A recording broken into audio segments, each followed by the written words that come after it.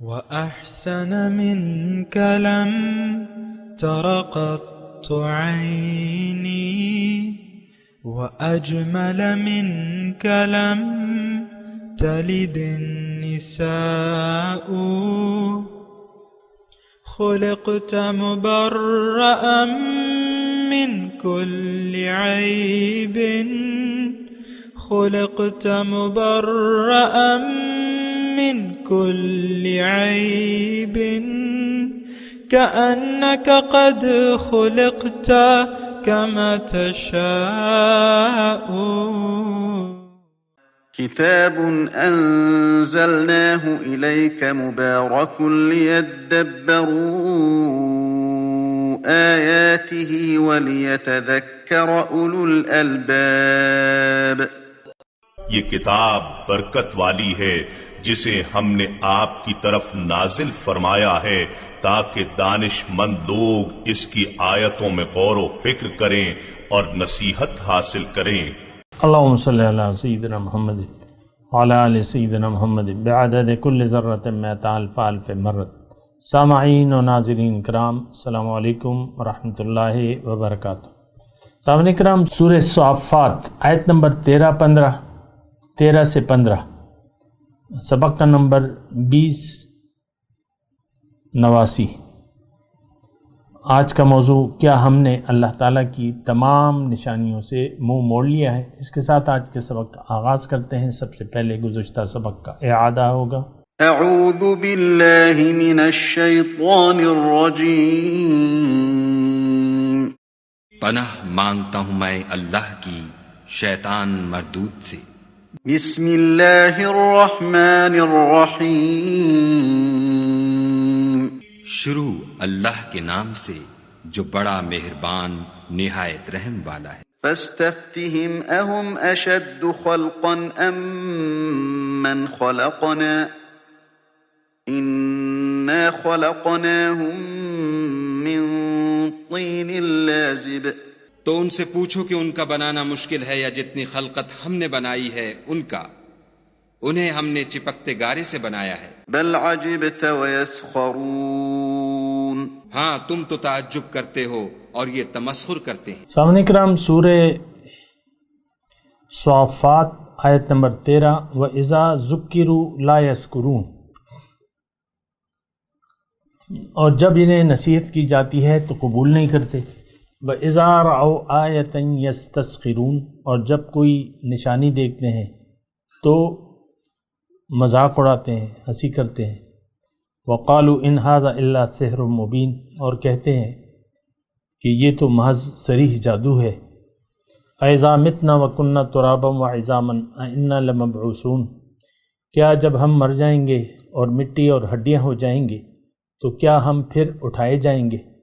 أَوْ آبَاؤُنَا الْأَوَّلُونَ. اور کیا ہمارے پہلے باپ دادا بھی زندہ ہوں گے؟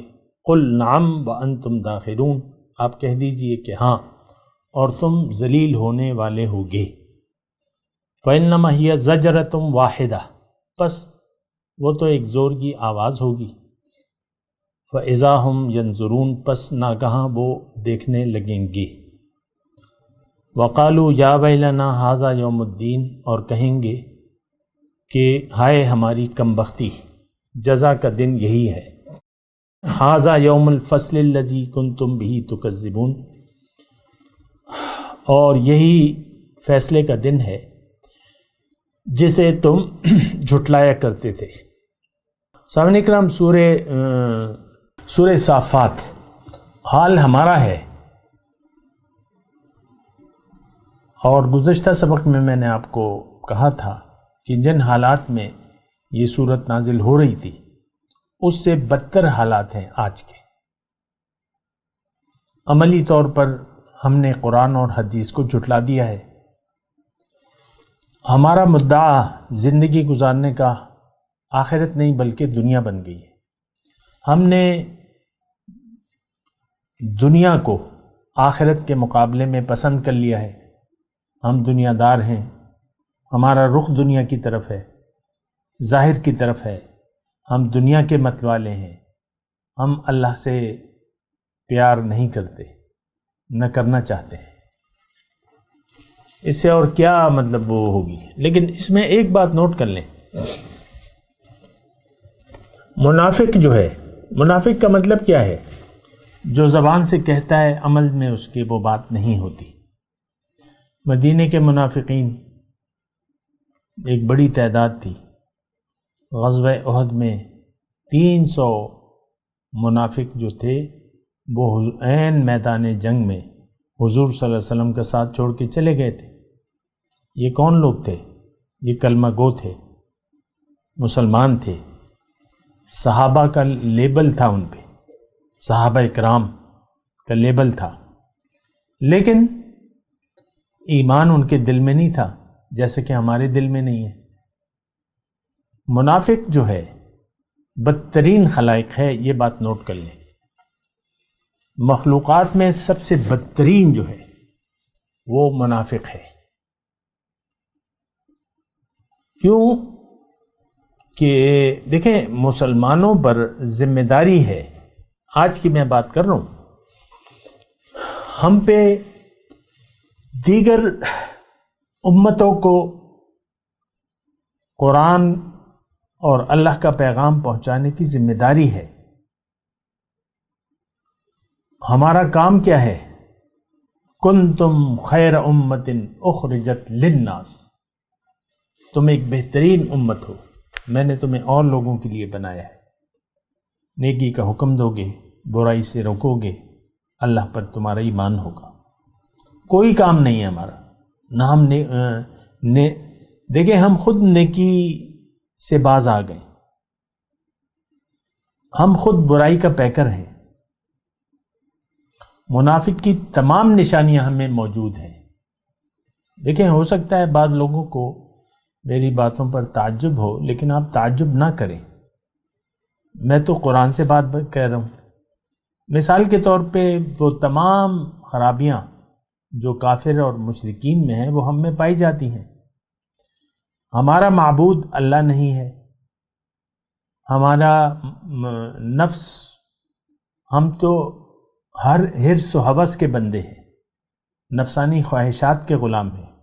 قرآن میں ہے ارأیت من اتخذ الہہ ہواہ افانت تکون علیہ وکیلا. کیا تم نے دیکھا نہیں جس نے اپنی خواہشات کو اپنا معبود بنا لیا ہے؟ کیا ایسے شخص کی کوئی ذمہ داری تم پر ہے؟ نہیں.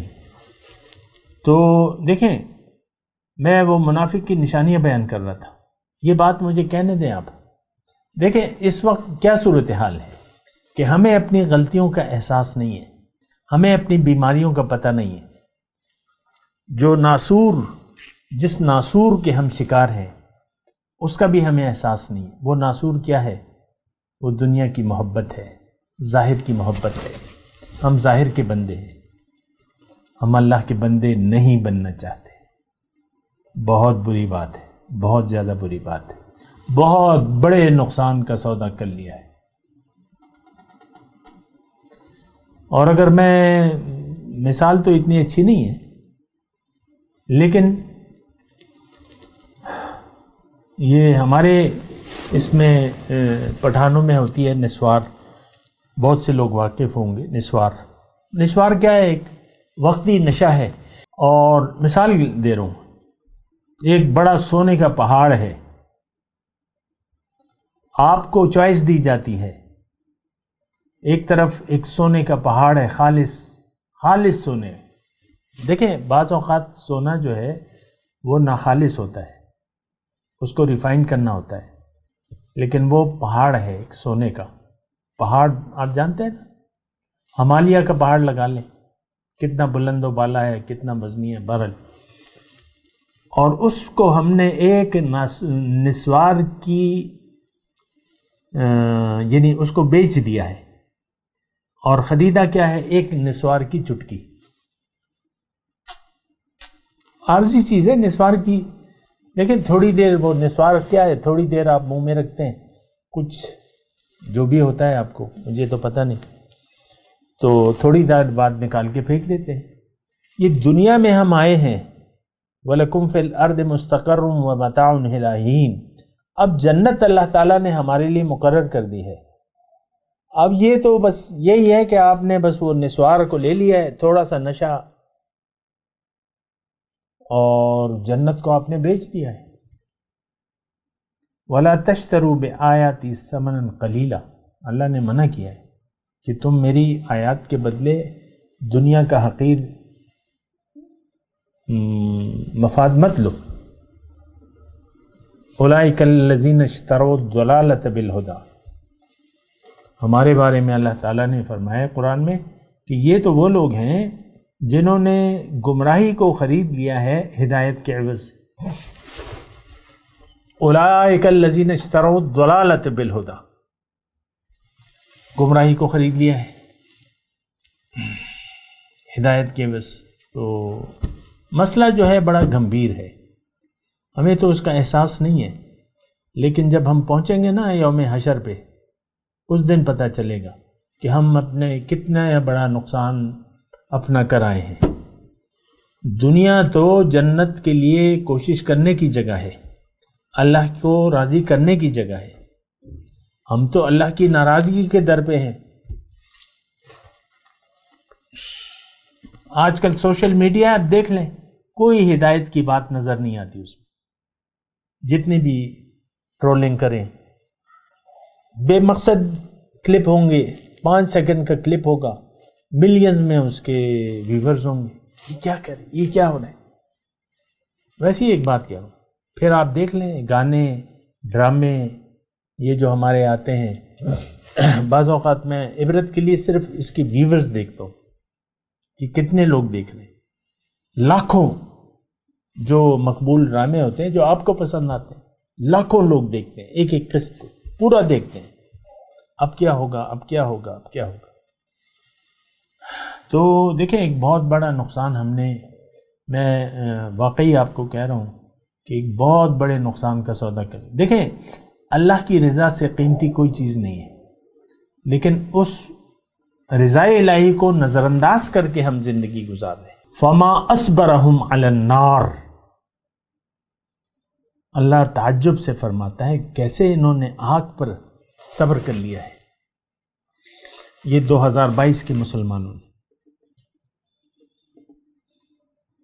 اولئک الذین اشتروا الضلالۃ بالہدی فما ربحت تجارتہم وما کانوا مہتدین. یہ تجارت کوئی فائدہ نہیں دے گی. دیکھ لیں بہت سے مالدار لوگ، پاکستان کی میں بات کروں، یعنی جن کو اپنی جائیدادوں کا تک کا پتہ نہیں ہے، حساب کتاب نہیں ہے، بے شمار دولت ہے، لیکن کیا ان کو مرنا نہیں ہے؟ اور نرے کنجوس اور سب دنیا کے متوالے. اس میں نام لینے کی ضرورت نہیں ہے. ہر شخص کو آپ دیکھ لیں جو کہتا ہے بس مجھے تو دنیا چاہیے، دنیا چاہیے، دنیا چاہیے. اللہ، نام لینے کی ضرورت نہیں ہے. سارے ہمارا یہی حال ہے کہ ہدایت کو کے عوض ہدایت کو بیچ کر نہیں، ہدایت کے عوض دنیا کا سودا کر لیا ہے. دیکھیں دنیا تو ایک بازار ہے، اس میں اللہ کو راضی کرنے کا سودا ہے، جنت کا سودا ہے. یہ تو قرآن کے الفاظ ہیں. ان اللہ اشترى من المؤمنین انفسهم واموالهم بان لهم الجنہ. اللہ تعالیٰ نے خرید لیے ہیں مومنوں سے، ان کے مال و جان کو خرید لیا ہے، عوض میں ان کو جنت دی ہے. پھر طریقہ اللہ تعالیٰ نے بتایا. تو ہم تو اللہ سے سودا، یہ تو لفظ ہی ہمارے لیے کچھ عجیب سا ہے. اگر میں آپ سے پوچھوں کیا اللہ سے آپ نے کوئی سودا کیا ہے، تو بہت سے لوگوں کو یہ بات تعجب لگے گی. اللہ سے کیسا سودا ہو سکتا ہے، کیا ہے کیا نہیں ہے. یعنی ہمیں قرآن کا بھی پتہ نہیں ہے. اور بعض لوگ برائے نام بیعت کر لیتے ہیں، لیکن بیعت کے مقصد سے غافل ہیں.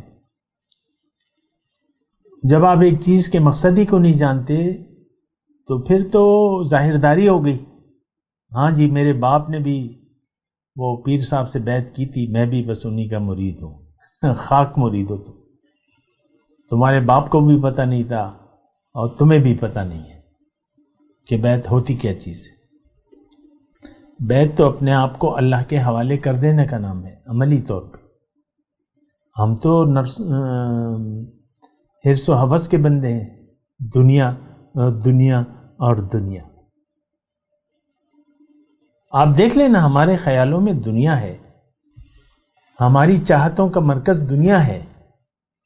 یہ میں، یہ میری بیوی، یہ میرا شوہر، یہ میری اولاد، اور یہ میرے نواسے اور پوتے، اور یہ میری نوکری، اور یہ میری دکانیں، اور یہ میرا کارخانہ، سارا یہ معاشرہ سارا ہی ایسا ہے۔ مجھے کوئی خوشی نہیں ہو رہی اس بات کی کہتے ہوئے۔ ہم پہ تو ایک بہت بڑی ذمہ داری، یعنی ایک ذمہ داری ہمیں دی گئی تھی اور ابھی بھی ہے۔ وَكَذَلِكَ جَعَلْنَاكُمْ أُمَّةً وَسَطًا لِتَكُونُوا شُهَدَاءَ عَلَى النَّاسِ وَيَكُونَ الرَّسُولُ عَلَيْكُمْ شَهِيدًا۔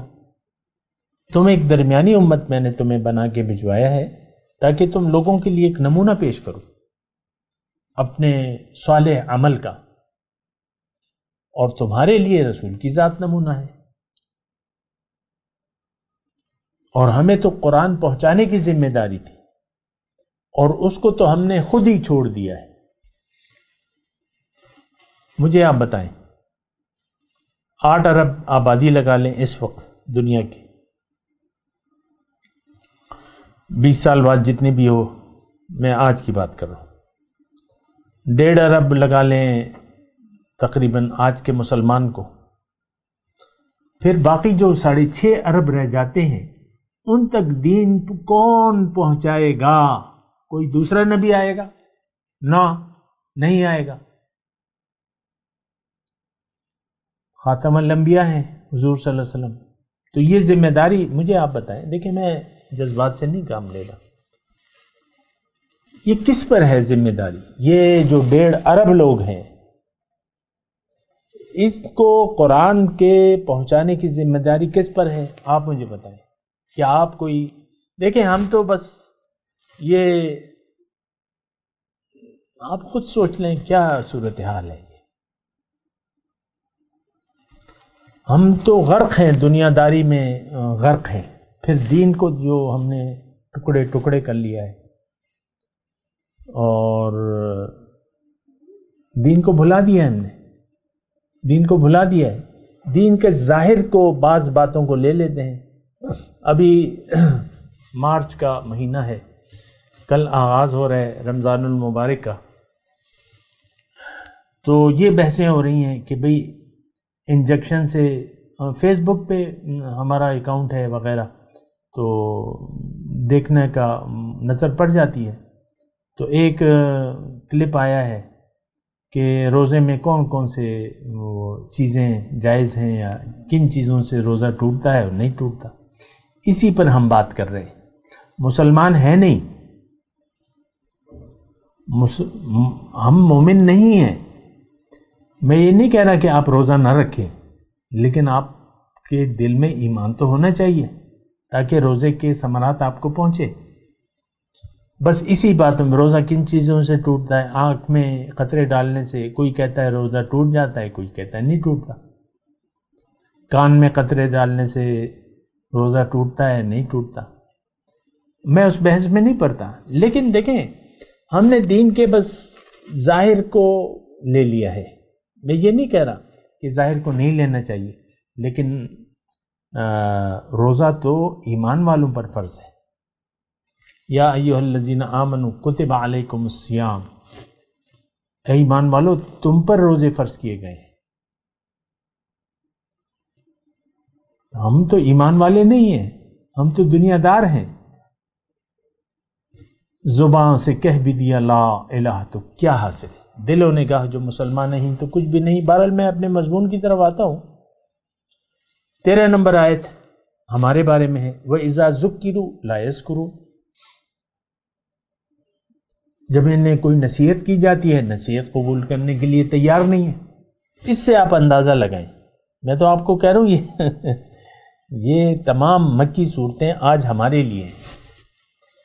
ہم نصیحت نو وے۔ نصیحت ہم قبول کرنے کے لیے، نصیحت کیا ہے کہ بھئی اللہ کے سوا کوئی معبود نہیں ہے، بنیادی اس کا جو اصول ہے وہ تو یہی ہے، انما الہکم الہ واحد، کہ تمہارا معبود ایک ہے۔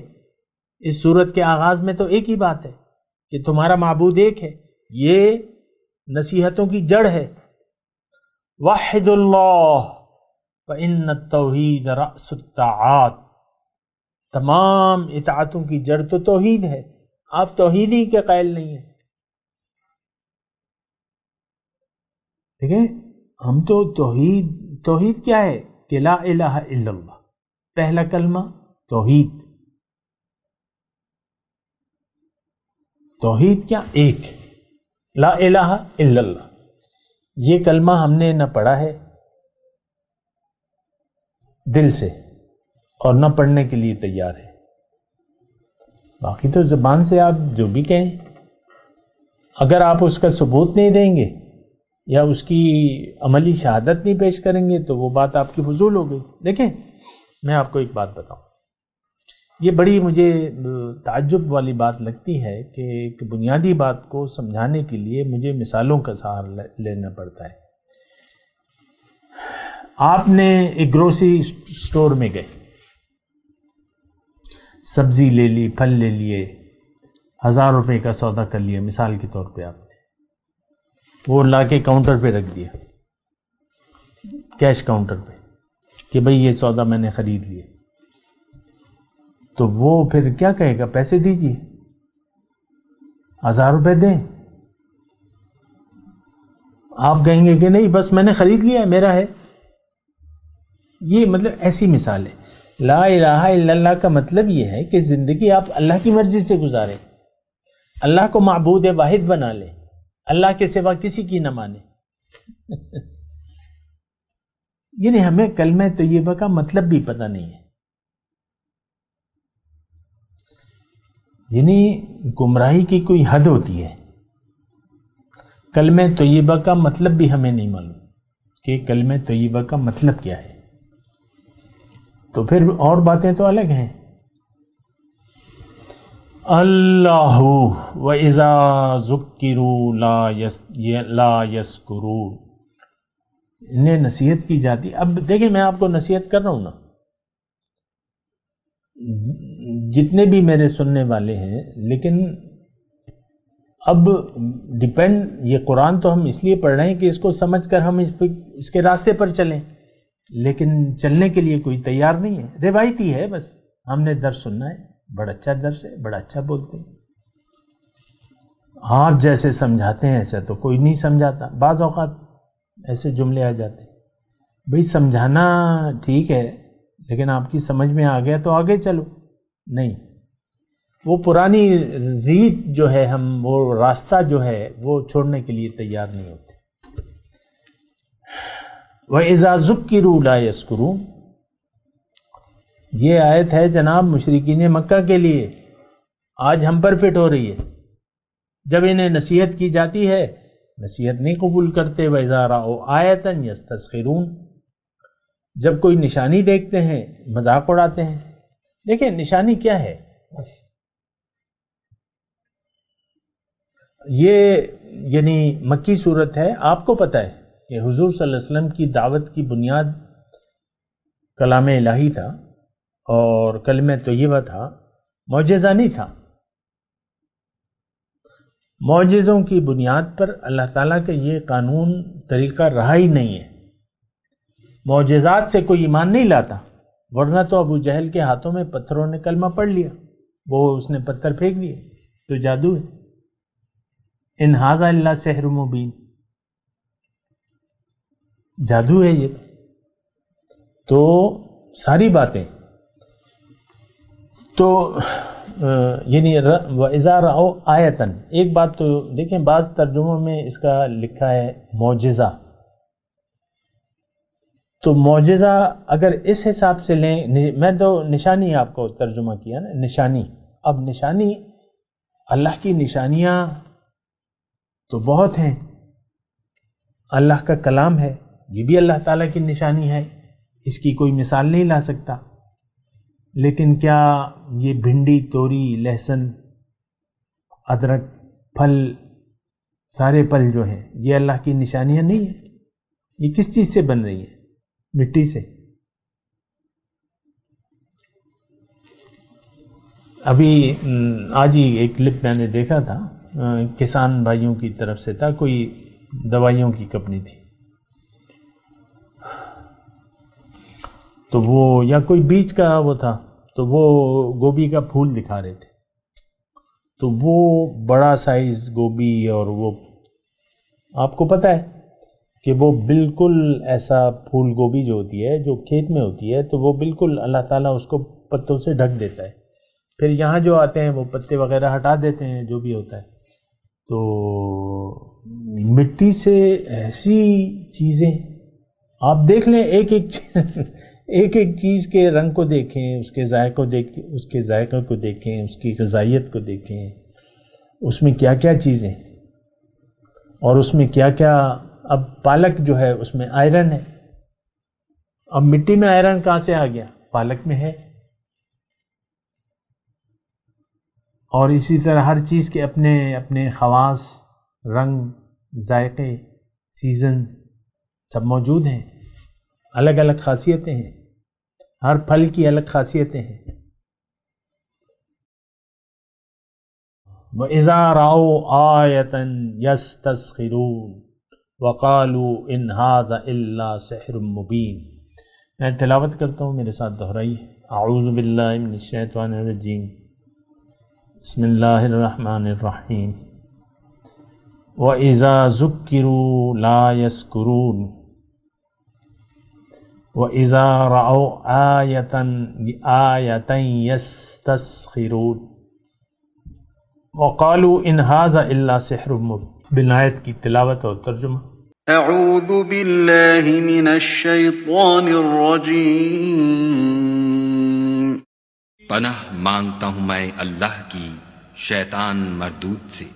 بسم اللہ الرحمن الرحیم۔ شروع اللہ کے نام سے جو بڑا مہربان نہایت رحم والا ہے۔ وَإِذَا ذُكِّرُوا لَا يَذْكُرُونَ۔ اور جب ان کو نصیحت دی جاتی ہے تو نصیحت قبول نہیں کرتے۔ وَإِذَا رَأَوْا آيَةً يَسْتَسْخِرُونَ۔ اور جب کوئی نشانی دیکھتے ہیں تو ٹھٹھے کرتے ہیں۔ وَقَالُوا إِنْ هَذَا إِلَّا سِحْرٌ مُبِينٌ۔